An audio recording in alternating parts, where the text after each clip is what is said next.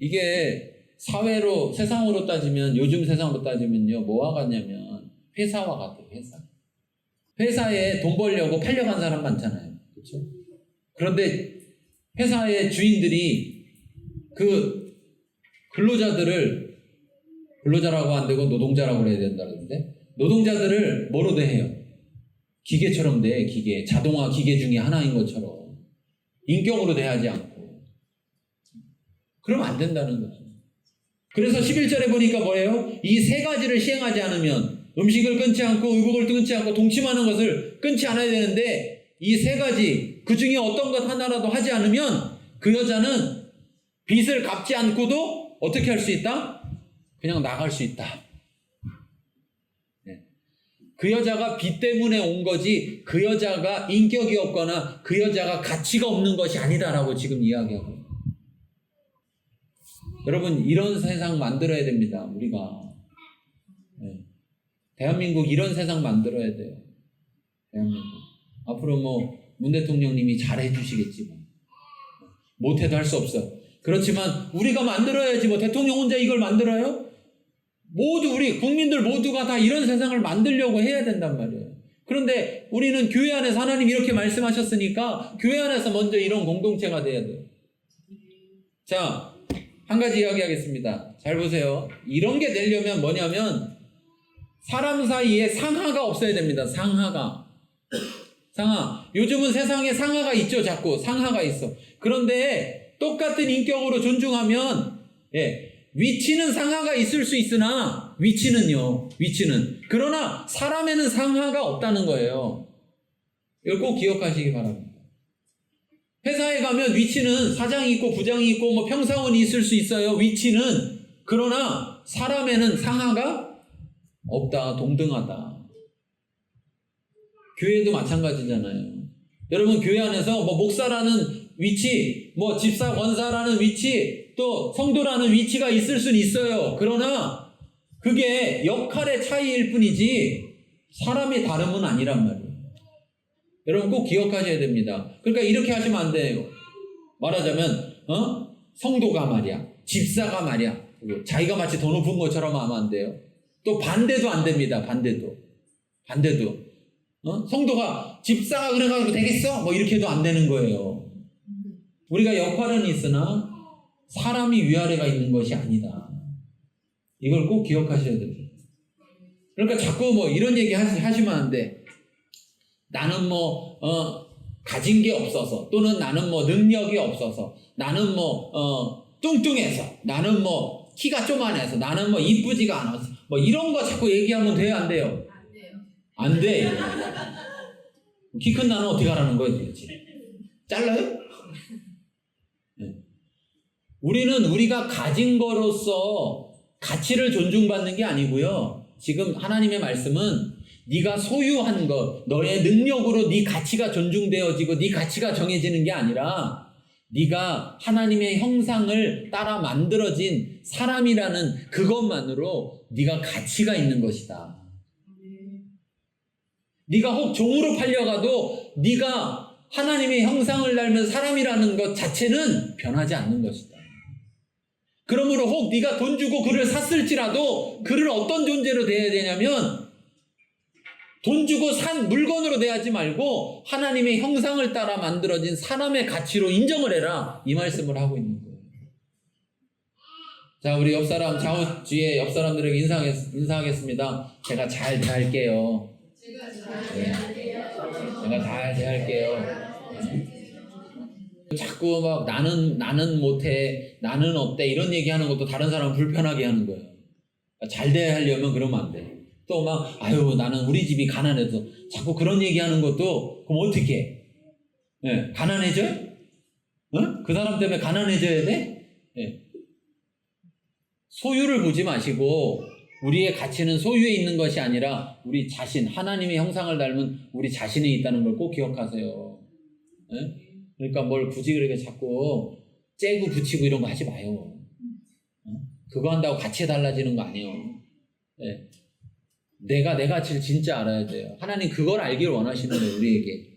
자, 넘어가서 12절부터 27절까지 보면 여기서는 뭐냐? 남자와 여자를 동등하게 대하라. 또 가해자와 피해자를 동등하게 대하라. 그런 것이 바로 하나님이 원하시는 사랑의 공동체고 또한 거룩한 공동체가 되어야 된다는 걸 말하고 있어요. 자, 한번 보겠습니다. 자, 12절부터 14절 같이 읽어볼게요. 사람을 속이는 자는 반드시 죽일 것이나 나는 사람을 고의적으로 한 것이 아니라 나 하나님이 사람을 그의 손에 넘긴 것이며 내가 그를 위하여 한 곳을 정하리니 그 사람이 그리로 도망갈 것이며 사람이 그의 이웃을 고의로 죽였으며 너는 그를 내 재단에서도 저 사람을 죽일지니라. 네, 여기 이렇게 분명히 이야기합니다. 뭐냐면 사람의 생명이 얼마나 귀한지 그 생명은 죽이면 안 된다. 근데 고의로 죽이는 것과 고의가 아닌데 죽이는 것은 분명히 구분해야 된다라는 거예요. 왜냐하면 가해자의 생명도 뭐 하니까? 소중한 거니까. 예. 그래서 내가 막 베란다 청소하다가 잘못해가지고 화분이 하나 뚝 떨어졌는데 그 화분이 떨어져가지고 밑에 사람이 맞아서 죽었어요. 내가 죽이려고 한 게 아니잖아. 그렇죠?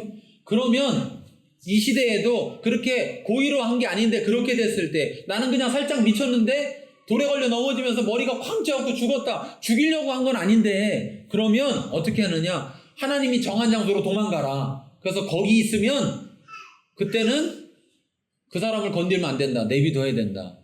근데 그 사람은 거기 안에만 살아야 된다. 왜? 어쨌든 생명을 죽였으니까 그 값은 치러야 된다는 거죠. 근데 만일 그가 그 밖으로 나와 돌아다니거든? 죽이라는 거예요. 왜? 생명을 존중하지 않기 때문에. 그런데 만일 고의로 죽여놓고 하나님의 성전으로 숨었다. 그러면 하나님의 성전에서 끌어내서라도 죽이라는 거죠. 이 말은 하나님은 생명을 그만큼 존중히 여기라는 거예요. 예, 사형에 대해서 하나님은 옹호하겠다는 게 아니라 하나님은 사형하는 걸 좋아하신다는 게 아니라 생명을 죽이지 말라는 거야. 아예 생명을 죽였으면 그 생명을 생명으로 갚아서 그걸 보고 다시는 아이고 저 누구 죽이면 내가 죽어야 되는구나. 그렇기 때문에 죽이겠어요? 안 죽이겠어요? 안 죽이도록 하려는 거죠. 생명을 그만큼 존중히 여겨라. 자, 15절에 17절 읽겠습니다. 자기야 너나 오늘 찢은 자를 반드시 죽일지니라. 사람을 납치한 자가 그 사람을 팔았든지 자기 수하에 들었든지 그를 반드시 죽일지니라. 자기 아버지나 어머니를 저주하는 자는 반드시 죽일지니라.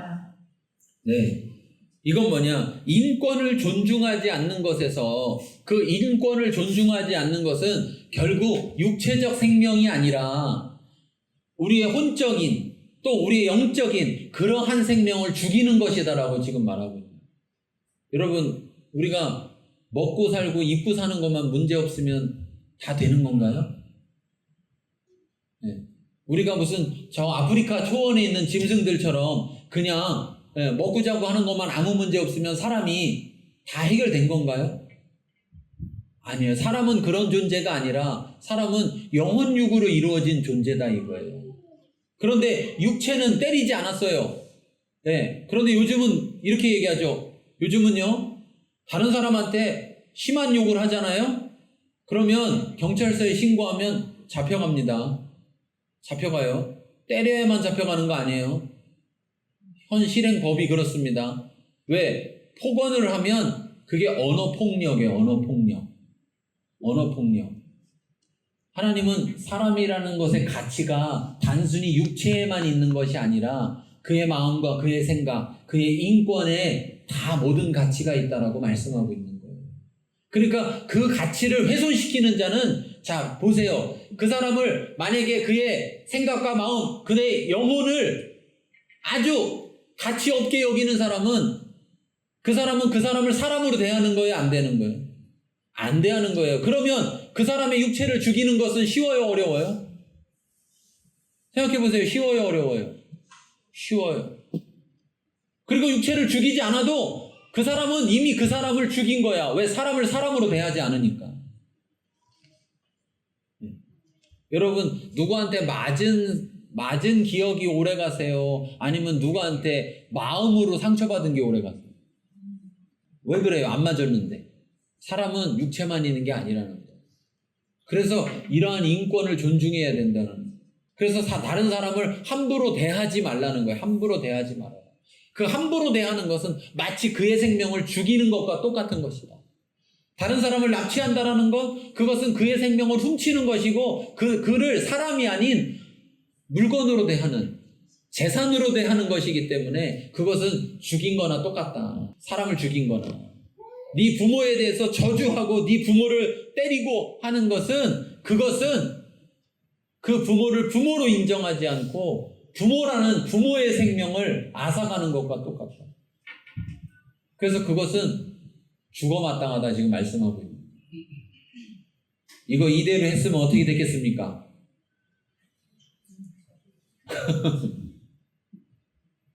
근데 만일 이거 잘 지켰으면 어떤 사회 됐을까요? 네. 거기보다 안전한 사회, 거기보다 평안한 사회가 없을 거예요. 왜? 모두의 인권을 보증한다는 것은 그에게 해를 끼치지 않거든요.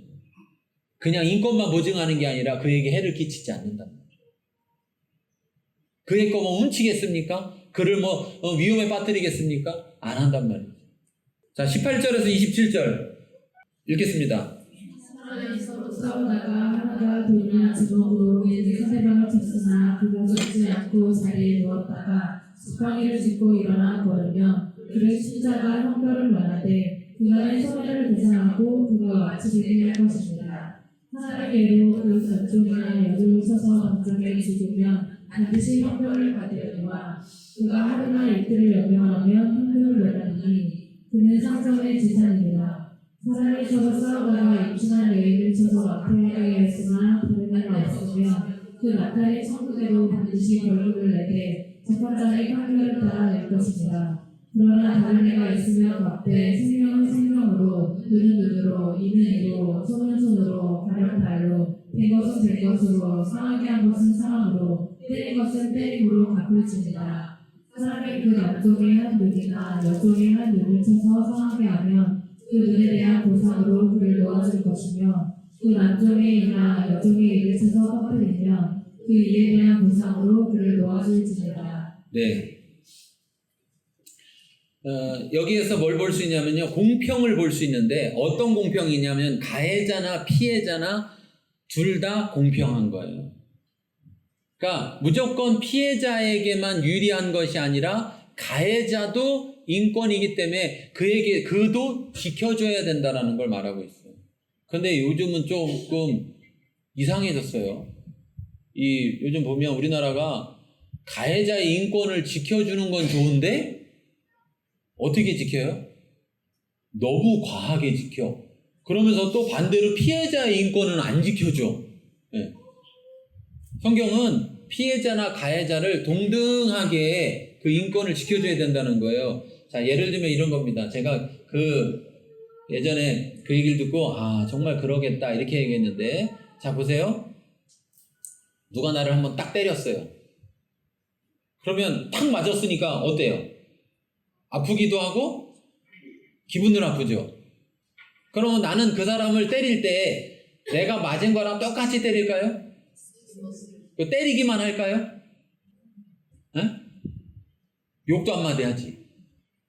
그런데 여기 뭐라고 말했냐면 눈은 눈으로, 이는 이로, 똑같이 갚으라는 거야. 똑같이. 근데 이걸 누가 갚느냐? 피해자가 갚으라는 얘기가 아니고 가해자가 갚으라는 거예요. 가해자가. 왜 이 얘기가 나온 거냐? 이걸 잘 생각해 봐야 됩니다. 여러분, 지금 시대는 나라의 법이라는 게 많이 있어서 법의 판결을 내리면 그 법대로 따라야 되죠. 그 보상해라 그러면 어떻게 해야 됩니까? 보상해야 되죠. 옛날에는 어땠을까요? 몇천 년 전에. 몇천 년 전에 어떻겠어요? 아니, 요즘도 아직도 무전유죄, 유전무죄라는 얘기 하잖아요. 그쵸? 아직도. 요즘은 돈이 아니라 권력이지. 권력이 있으면 무죄가 되고 권력 없으면 유죄가 되는 세상인데 옛날에 어떻겠습니까? 옛날에 법이 소용이 있었을까요? 소용 없었을 거예요. 그럼 가해자와 피해자가 있으면 누가 강자겠어요? 일반적으로. 가해자가 강자인데 피해자 따라 갚으라고 한다고 갚을 수가 있습니까? 눈은 눈으로 갚으라고 한다고 피해자가 가해자한테 눈을 뺏으려고 하면 뺏기겠습니까? 안 뺏기죠. 이 말은 뭐냐면 22절에 이어지는 말씀이에요. 다시 말하면 가해자가 갚아야 되는 걸 말하고 있어요.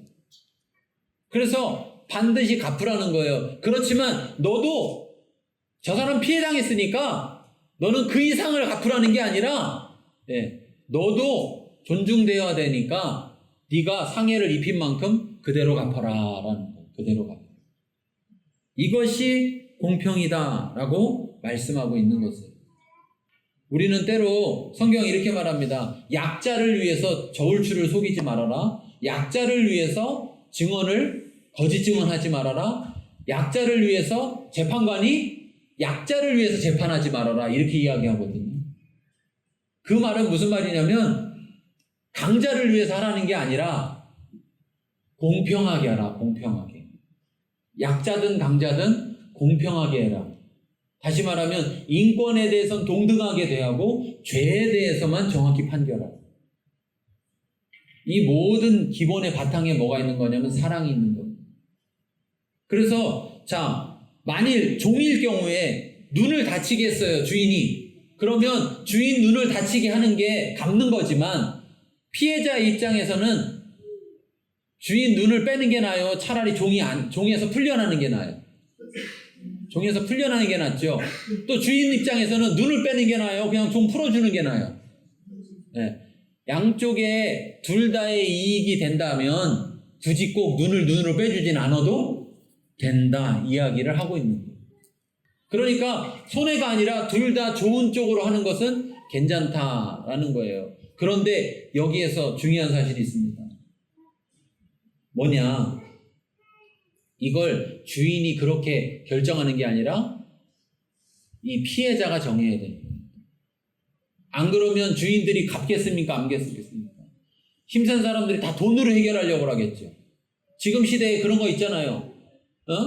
가끔 영화 보면 뭐 권력을 가졌거나 아니면 뭐 큰 재산을 가지고 있어갖고 피해를 입혀놓고 나서 뭐 얼마 주면 돼? 뭐 그래 내가 얼마 갚으면 되는데 그러면서 자기 잘못에 대해서 그냥 돈으로 해결하려고 하는. 하나님은 이걸 막는 거예요. 그래서 눈은 눈으로 이는 이로 이렇게 말씀하는 거예요. 그러나 피해자가 진정한 더 이익이 된다면 피해자가 그것을 선택할 수 있도록 해주는 거죠. 그것은 돈으로 받으라는 게 아니라 자기의 신분을 그 종된 신분을 다시 말하면 빚진 것을 다 얻은 거로 해주라 하는 것이죠. 그래서 해결하되 절대 돈으로 해결하지 못하게 하고 있습니다. 자, 우리 돈으로 해결하지 맙시다. 해결할 돈도 없겠지만 하여튼 돈으로 해결하지 맙시다. 우리가 인권을 존중해야 됩니다. 하나님이 원하시는 사회는요, 자유와 인권, 공평이 이루어지는 그런 사랑의 공동체입니다.